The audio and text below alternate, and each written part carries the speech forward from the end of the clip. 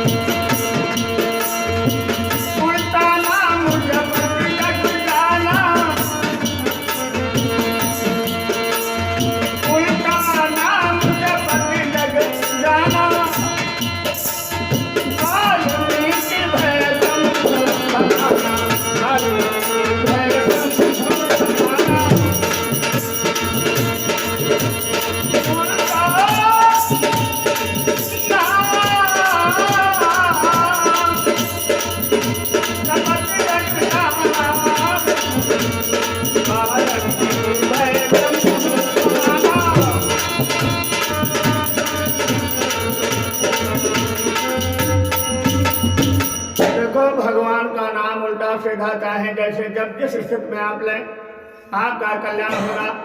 लेकिन कुछ ऐसे भी होते हैं जिनको भगवान का नाम जुबान पर नहीं आता। क्यों? उनके पूर्व जन्म के पाप उनको सत्कर्म नहीं करने देते हैं। कैसे?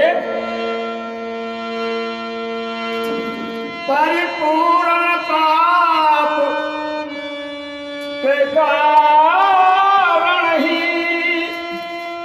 भगवंत कथा जिनको, इसको नहीं भगवान की कथा अच्छी लगती है। परिपूर्ण पाप के कारण ही भगवंत कथा न रुचे जिनको, तो तिन एक ही नारी भगवान की कथा नहीं अच्छी लगती। उनको क्या होता है जानते आप?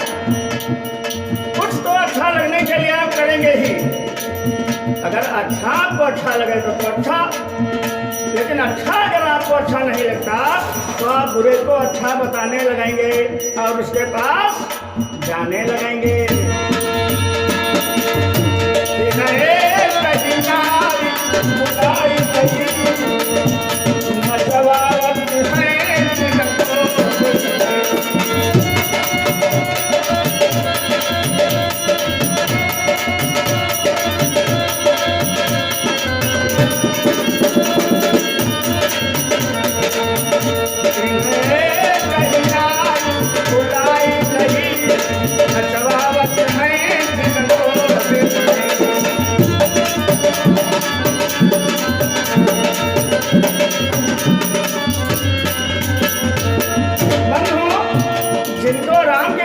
अच्छी लगती उनको रंडी का नाच अच्छा लगता है। दिन में भी नचाते हैं और साहब रात को भी नचाते हैं। क्यों? उनके हैं पुराने पाप। और जिनको भगवान की कथा अच्छी लगती है उनके हैं पुराने पुण्य। क्या लिखते हैं लिखने वाले आगे? तो जब वह नाचने वाली नाचती है क्या कहती है? सात बार उसके क्या कहते हैं? मृदंग कहे धिग है धिग है, मृदंग कहे धिग है धिग है, मंजीर कहे इनको किनको। जब तबला कहता धिक धिक धिक है धिक है तो मजेरा धीरे से कहता किनको किनको किनको। मृदंग कहे धिग है, मंजीर कहे किनको किनको। तब हाथ उठाए कहे गनका, तब हाथ उठाए कहे गनका, इनको इनको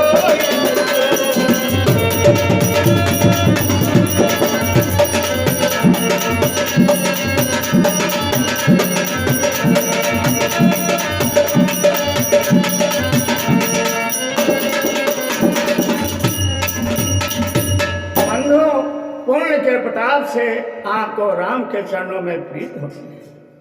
पाप के प्रभाव से आप धर्म से अलग रहते हैं, धर्म से विमुख रहते हैं, अंत में सर पीट कर पछताते हैं। लेकिन याद रखना, अरे गुजरा हुआ ज़माना आता नहीं दोबारा, आता नहीं दोबारा। गुजरा हुआ ज़माना आता नहीं दोबारा। हाफिज़ खुदा तुम्हारा, हाफिज़ खुदा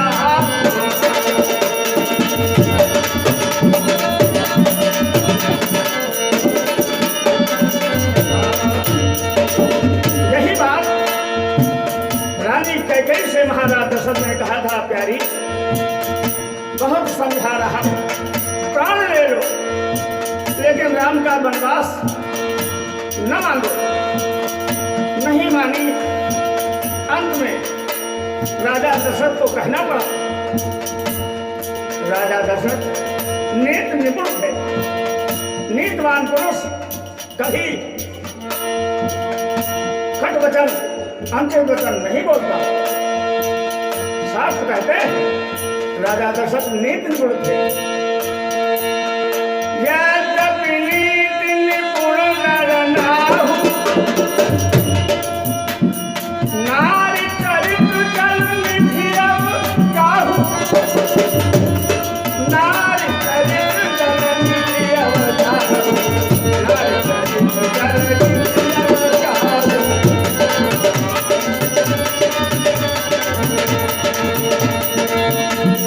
फिर पछतई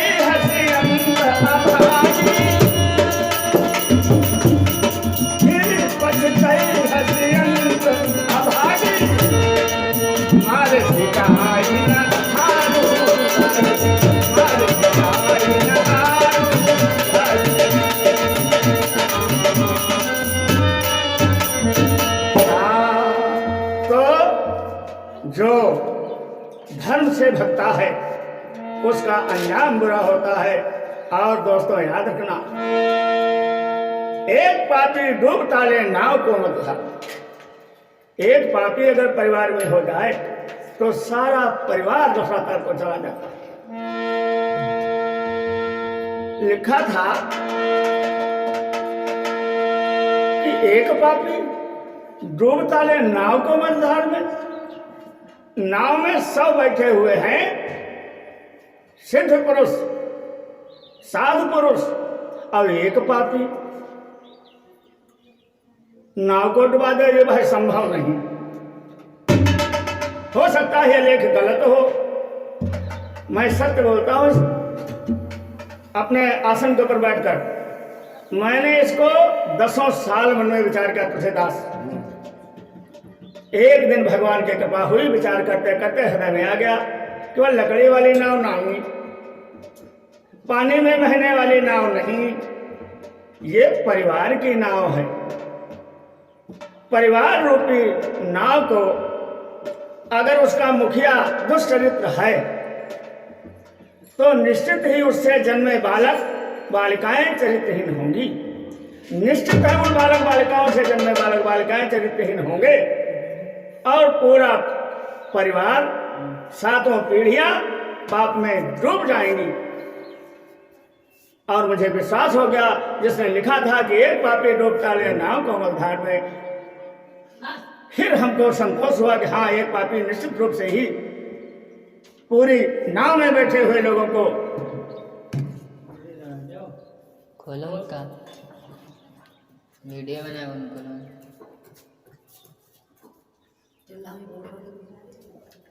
तो क्या हुआ, विश्वास हो गया कि पापी निश्चित रूप से पूरी नाव में बैठे हुए लोगों को रसातल में पहुंचा सकता है। तो इसीलिए संतों ने कहा है, ऐ दुनिया वालों, भगवान के शरण में जाओ, भगवान के शरण में जाओ। क्या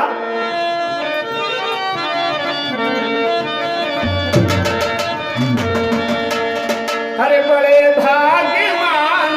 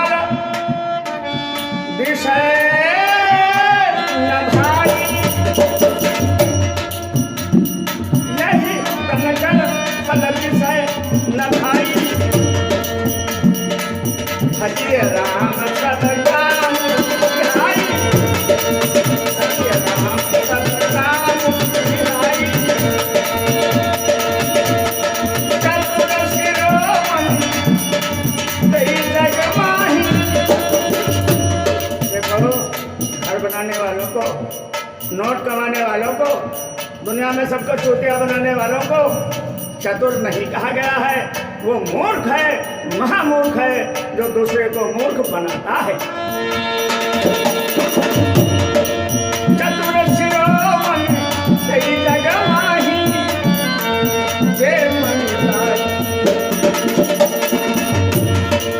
जय महिलाए, सुजतन कराही, जय महिलाए।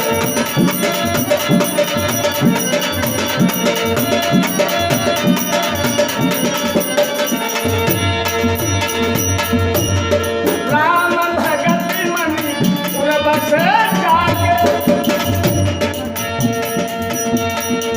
राम भगत मणि पुरबस जागे, सुख लवलेश, सुख लवलेश, न सपन हुआ के, सुख लवलेश।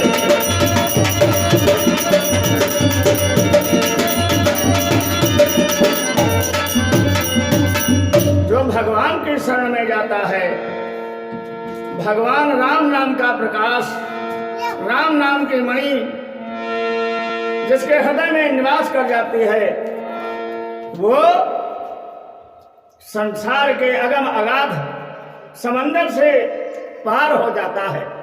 और जो मणि से भागा, जो मणि से दूर हुआ, ध्यान रहे, वो अगम सिंधु में डूब जाता है और खुद नहीं डूबता, साथ में साथ पीढ़ियों को ले जाकर के रसातल में पहुंचा देता है। और ये मैं नहीं कह रहा हूं, अगर आप ये सोचें कि मैंने ये सब कहा, ना, ऐसा नहीं। अरे किसने कहा साहब? त्रिकालज्ञ ब्रह्म ऋषि, उनके स्टेटमेंट है ये। क्या?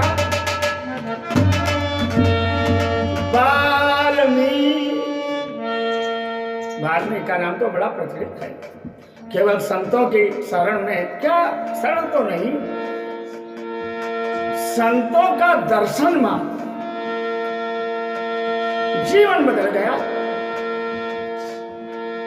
नहीं सीधा चल पाया तो उल्टा चल पड़ा। राम कहना था, लेकिन जीवन भर मार काट, आओ मार आओ का लिखा है रामायण में भाई।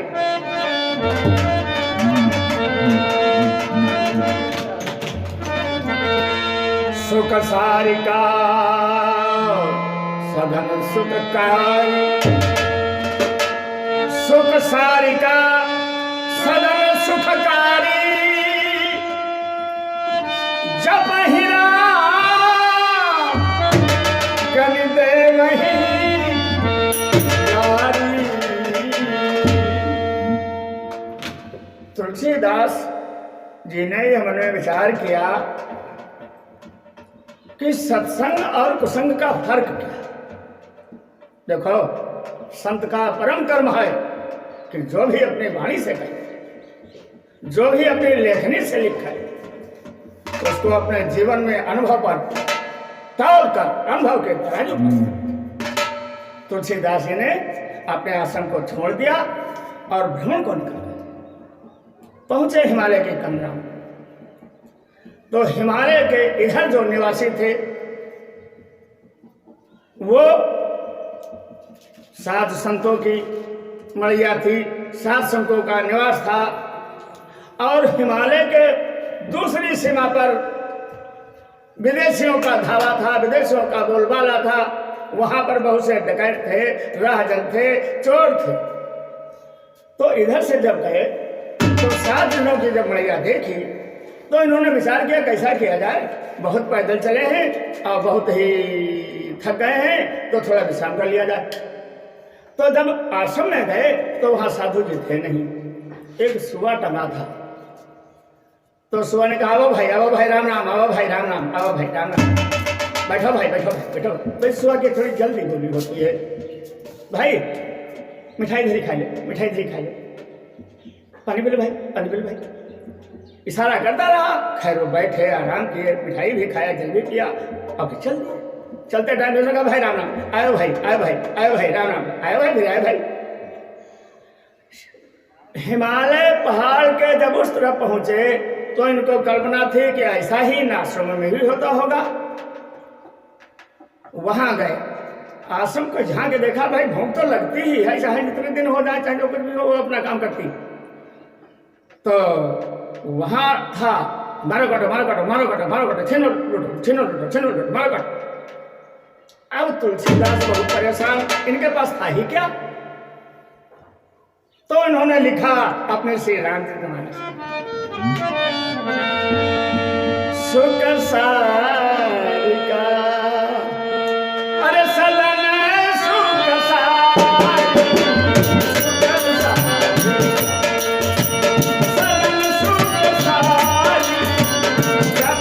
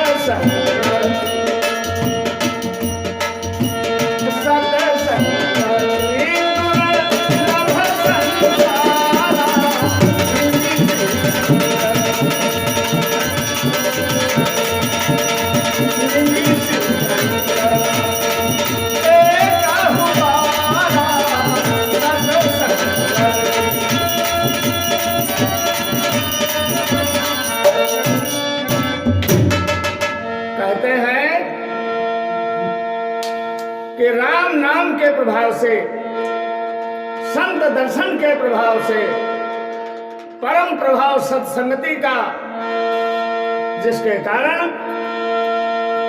मानव से परम ब्रह्म के समान शक्तिमान हुए।